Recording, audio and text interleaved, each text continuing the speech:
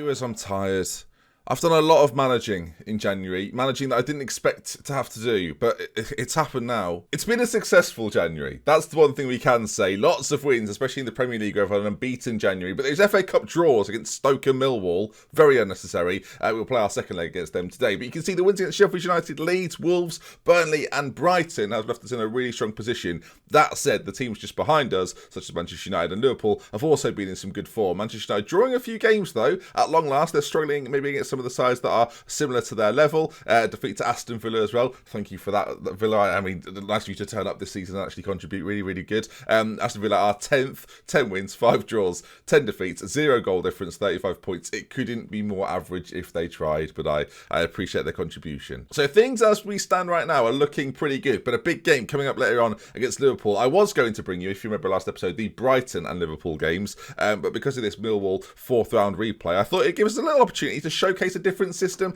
and different formation. Colin Bailey-Ray, who plays as a left winger, has featured, well, not at all for me this season. You can see there, 0 appearances. I've just not used wingers, so there's been no real use for him. A player that has, I mean, if you look at it again, the history he's had for Arsenal, pretty good. So, I mean, the fans are probably absolutely furious about it. And Reece Nelson, the other one, who's not really featured for me at all this season, and by I say not really featured, has 1 appearance, and I think he played at right back, viewers. So it's not been a fruitful time for him this year. Fitness, though, wise, we're a little bit concerned, so we're taking a little bit so we can maybe bring in some fresh legs for the game coming up later on against Liverpool. But first then, Millwall in the FA Cup, a competition that, I'll be honest, I'd rather win without having to do replays. We've obviously got Europa League games that we're not talking about or focusing on at all until we get to a final. But yes, Liverpool to come later. Millwall first. Let's submit the team and get into it. And very briefly then, the team for this one, Gentile will be in goal. Lashley, Gibb, Ella, De Ligt. We've got Koeman, Guendouzi and Huysman. And then Manny up top with Ray and Nelson say on either side. It's a bit of a variation of my Liverpool tactic from a while ago. Similar vertical tiki-taka style, but with wingers rather than strikers and an attacking midfielder. So yeah, it should go well. I just want to see how Ray does, really. Colin Bailey-Ray. He's called, for those that are confused, he's called Colin Bailey, and I've nicknamed him Ray because of the singer Colin Bailey-Ray. It makes sense. This should be routine. This should be dominant, really. And with Liverpool to come in a few days' time, we're getting very tired. We've had a really successful January, I say, with the wins we've had in the Premier League, but actually, we've hurt ourselves quite a lot by being so tired. It's not great. Hopefully, no more tiredness then as we go into these ones today. I mean, just couple of wins, that's all I want. Just casual, couple of wins. Everyone can go home happy. We've had a lovely time. Nelson with a free kick from miles away. Crane, I was going to make some sort of Crane joke there. That he's I don't know. My Crane knowledge is not what I thought it was. Ray with the ball in from the corner. And Huysman could get a shot on goal and does. We score from a corner. At least, well, sort of anyway. It breaks to us and Christoph Huysman with the goal. Lovely stuff. And yeah, 1-0 Millwall is not the result. Brilliant, Ben. Well done. Welcome to today's video where I don't know who scores for who. It's Arsenal. I can see it now. Huysman, little Huysman with the goal. Can't call him that, Ben. Come on. I think it's Huysman as well. I think I'm saying that right. One thing about Ray is that I can say his name perfectly. So that's a positive. It should be noted that Millwall are a division below. So while, you know, the fact we've drawn with them to begin with to have to play a replay is a bit ridiculous. But I'm hoping now we can be slightly more dominant. It's just always a good time when that happens. I feel like we had one recently, didn't we, against Villa, where we had, I forget the Villa goalkeeper name, isn't that terrible now? I know it began with a G, that's all I can remember. Anyway, laid across, Guendouzi fires it in, Garrido was his name, Crane there just doesn't react after it hit the post. Will the match engine do that next year? Tune in a couple of months to find out. Nelson free kick now, fires just over. This is as dominant as I was hoping it would be, to be honest. I said they're in the division below Millwall. That's not even true. They're a League One side, and they've managed to get a replay against us, which I guess on one level you'd have to respect, as Reece Nelson is just shooting lots. And I'm not cross, viewers. Mark my words, I'm delighted with it. Another chance, maybe. Gibb on that left-hand side, ball in. Nelson's there. Should probably have scored, but again, he's just doing shooting. So 17 shots, 3 on target. That's the summary of the first half so far. Question is, can we make it 18 shots? As Manny, left side, finds Huysman in the centre. Gibb really on this left side now, getting forward from full-back. Nelson's in there, Guendouzi, Huysman. Someone just have a shot. It might go and you never know. Back out to Gibbs, who just about keeps it in. Does actually very well, controls it brilliantly. and keeps the move alive. As you can see, the system with our wing-backs are still really pushing forward. Nelson now, right side, ball in, Manny's there, 3-0 just before half-time, and it may well be game over. We need to rest some players, really. And Denby's going to come on for Gibb at left-back, who I want to rest for upcoming games, and Koeman's going to step out for Fabrice as well, just to keep it fresh. 3-0 up, it should be game over, but with Liverpool on the horizon, I want to make sure some of our key players are fit and able to play. This could be cricket score-esque here, which if it's England, 7-1 probably. Ray, ball in, another corner, Manny back post. Good save by the keeper. Cut that bit out, maybe, because he didn't save it, Ben. That was wrong. Made yourself look like a fool. Bloody fool. Team-wise, you can see performances, good performances everywhere. Lots of 7 or 8 point somethings as, 15 minutes to go. Might have to make another change. Manny picks it out, about 35 yards out, finds Koeman. When he goes for goal himself, he'll look for Ray. Doesn't go out to him, though, as Ella picks it up. And now, as we're defending for the time being, Taylor's going to come on. I was going to say for Fabrice, actually, but we'll get Koeman off. We'll push forward Taylor and bring Fabrice into the centre of midfield. It still works. It's a 4-2-3-1. We've flipped the triangle, viewers. That's what we've done in the centre. That's a bit of a Brendan Rodgersism, which I'm a fan of, as Millwall continues to come forward, looking for a consolation, perhaps. Manny, actually, it doesn't look like they're going to get their consolation as Manny scores another. That is a big, like that. When I'm playing as a League One side and I play a Premier League team, that's the sort of goal I tend to concede a lot, where they've just got this little turn of pace, this touch that is just far better than the defenders and goalkeeper are used to, and he finds his way through. You can see there's this little turn of pace as he goes past that defender. There it is, and then just pokes it in. Keeper can do nothing, and 4-0. This is the perfect tune-up. This is like when in pre-season you play a local side that you can beat sort of 10-0 just to get everyone's minds rolling. I really should have taken Lashley off as well, who is struggling fitness-wise. Is there going to be a fifth goal for us? Guendouzi plays it across to Taylor, who's just come on. Can he get the shot off? No, cleared away by Millwall, but the chance not over yet for the Fabrice down to Ndembe.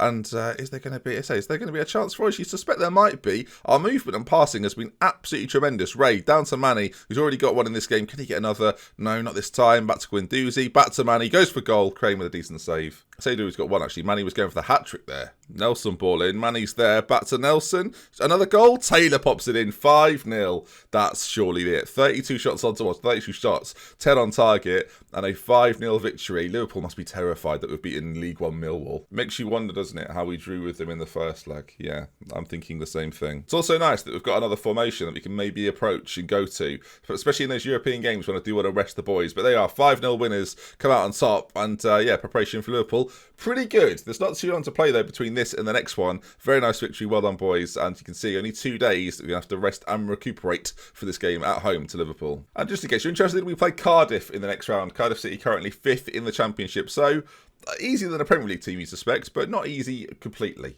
Not as easy as Millwall, for example. It just occurred to me that we had a January period, and I didn't tell you anything that happened. We'll do that now.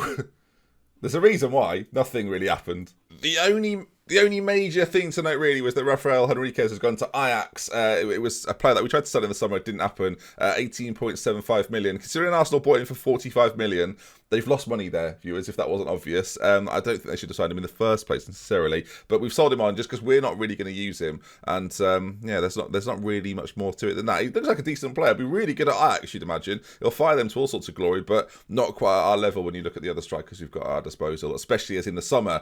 If we don't win the league this year, I will look to bring someone else in. So off he goes.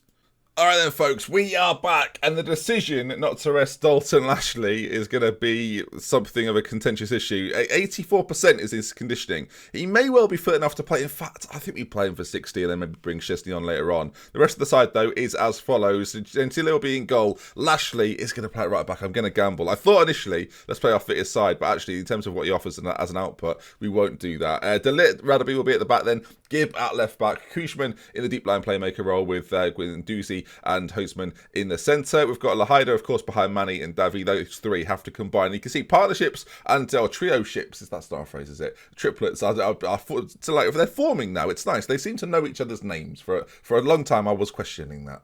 Of course, playing Liverpool, will Randy Deckers play? That's always the big question, isn't it? And he will play as they go for a very interesting system. Trent's playing as well. Ruben Neves is there. Cousins is there as well. They've got some familiar faces. Joe Gomez on the bench as well. And Alisson, of course, in goal. It's going to be interesting how we get on against them. Randy Deckers, one of the most talented players in the world playing for Liverpool. I don't know if they've won a league for a little while, so he might be getting frustrated and might want to leave to a different team. Hello, we're here. Baptiste Reyes as well, their striker up front. French, really, really good. good, you've got to say. From Nantes, £45 million, 19 in 33 last season. Has barely featured for Liverpool this year, though. And, well, they're giving him a chance today. Hopefully, though, we can stop him. I'd give us a chance at doing that. I think it's likely. At the Emirates, we've just had a really good victory against Millwall. Hopefully, that form and positiveness can continue.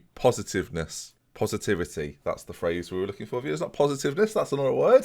But yeah, let's hope for a positiveness game. Now, I was looking at the history before. Liverpool have won 15 and Arsenal have won 9 of the last times they've played each other. Draw-wise, I think it was around 4. So in the games they've played in this life cycle, Liverpool have certainly been the better team. As Gibb! Oh, my goodness gracious me. What a strike. 20 minutes gone. David Gibb, 7th in the season from left-back. He's been an absolute machine. He does take our penalties. It's worth noting that. But goodness gracious me, starts with a throw-in from Lashley on that side. We can basically give him the assist. It was right to play him, Ben. Gibb, 1 touch, 2 touch, and then bang, fires into that top corner past Alisson, and the Emirates goes absolutely wild, as did I, viewers. I was excited as well.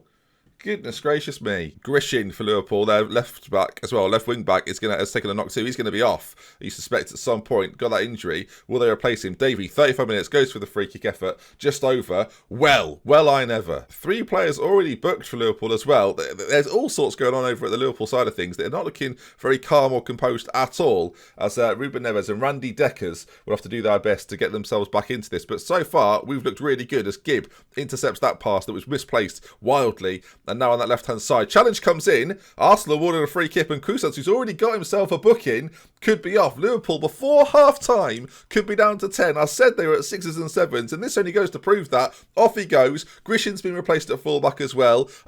It's gone wrong for them big time. Deckers has had to move back into a central midfield spot. They've got their one striker, Reyes, the youngster as well, being asked to do one hell of a job on his own up front as we go in 1-0. This is, I mean, what a result this could be for us, by the way. When you look at the context of the season and some of the games we've got left, this is obviously one of the biggest ones. Liverpool, we could go 8 points clear of. With Manchester United chasing, snapping at their heels. We've moved to win the Premier League title, viewers. Do not forget that. I will not let you forget that. We are gunning for this title and we're getting ever closer. And this game here will go a long way to securing that. Team-wise, I think at some point we do have to get... I'm just thinking if Lashley should come off now or if in sort of 10 minutes time. He's on the ball. He still looks all right. Just condition-wise, I worry a little bit about him. As Husman goes for goal, shoots just over. Lashley, it says there as well, is looking exhausted. Played a full game last game. We're going to bring on, there's Reece Nelson or there's Chesney. I'm going to bring Chesney on because he's more of a defensive player. We'll just see then. With about 20 minutes left to go, can we hold on? I mean, it's not a matter of holding on, it's a matter of dominating here. I'm going to do something I've done a few times after this corner's been taken. Deckers gets it clear. Lahida now on the ball, tries to dribble it into the centre. Husman flicks one in. Guendouzi's there, hits the crossbar, flipping heck. I've done this in a few games recently. Dwayne Taylor's going to come on for Manny up top. He can actually play as a forward quite well, of course. We've played either him or Lahida behind the front two, but actually Taylor, when he plays, I think he scored when I did it not too long ago as well, as Davey heads into the arms of Alisson Becker. Amazing stuff. 10 minutes to go. I mean, this game was almost won in the first half. Davey free kick, 82 minutes on the clock. And oh my goodness me, from a similar position to the goal we saw from Gibb before. Davey with his 12th of the season from a free kick. Doesn't score very many. Takes a lot, but doesn't score very many. What a free kick that is, though. Into the back of the net. Alisson again can't do anything about it. And the Emirates continues to go wild, viewers. And you've got to think, 85 minutes on the clock. That's got to be game over. Arsenal dominant in this one. Managed very well as well. Thank you very much. I've just picked myself up there, really. And after the victory against Millwall, you always wonder, will our sort of tempo and will our driving energy step off a little bit for against Liverpool? Will the nerves kicking? But that's not been the case at all. Dominant display. Liverpool faltered. It's Arsenal 2, Liverpool 0. And that league table is looking sweet, sweet, sweet. Let's take a look at it then. Up to the Premier League table we go. And with Manchester United, game in hand, can go to 59, can go 2 points behind us, play Watford later today. I fully expect them to win that one. But things are looking up. In fact, let's find out what Manchester United do. So we've both played the same amount of games. And let's check this out. I notice I can praise Gibbs' performance. We should absolutely do that. So let's get a load of it. If Watford can do us a favour here, it puts us in a real driving seat. But, yeah, what a performance and what a result. Against some of the bigger sides this season, we have struggled as Villa lose to Southampton. Again, we're going through a Sunday here. I'm just really curious to see what happens. Was it 0-0? No, it wasn't a 0-0, was it? Did it end 0-0? So United dropped points away at Watford. I think that's what happened. That is exactly what happened. Watford hold United at Vicarage Road, and that gives us then a 4-point gap with 12 games to go. And those 12 games then, you look at the list, the run-in is going to be Very, very exciting. Teamed with some of these cup games. We've got 3 cup games in a row now. But look at that back foot. Those sort of, I mean, where do you even start from? Aston Villa, probably. From the middle of March down to the end of the season. Villa, Chelsea, Tottenham, Manchester United, Manchester City, and Everton on the final day. Tottenham in there as well. It's going to be really exciting. I can't wait, to be honest. And our run of form recently has been really, really good. Hopefully, we can continue it. There's a part of me that thinks we should throw the Europa League, viewers, but we won't do it. We'll try and persevere in that as well as much as we can. Maybe using that other system with wider players. But goodness me, fantastic stuff. Next episode then, I think an Aston Villa-Chelsea combo might be the talk of the town, although we'll see how Europa games maybe interfere with that as well if we beat Sporting, who are a decent side. So if you enjoyed today, please do drop a like on it. If you want to see some more, subscribe to the channel.